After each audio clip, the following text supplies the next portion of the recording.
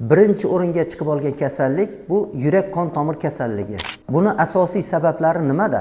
Buning asosiy sabablari tashqi muhitning ta'siri, aholi o'rtasida kam harakatlilik, to'g'ri ovqatlanmaslik, ham asabiy, ham aqlan, ham jismonan zo'riqish.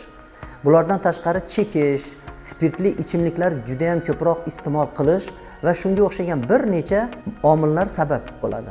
Yurak qon tomir kasalliklari asosan insult, infarkt kasalliklarga chalinmaslik uchun nimalarga e'tibor qilish kerak? Avvalambor, har bir ona homiladorlik davrida farzandining sog'lom tug'ilishi uchun o'ziga e'tibor qaratishi kerak bo'ladi. Bundan tashqari yeyotgan ovqat ratsionini xilma-xilligiga e'tibor berish kerak bo'ladi.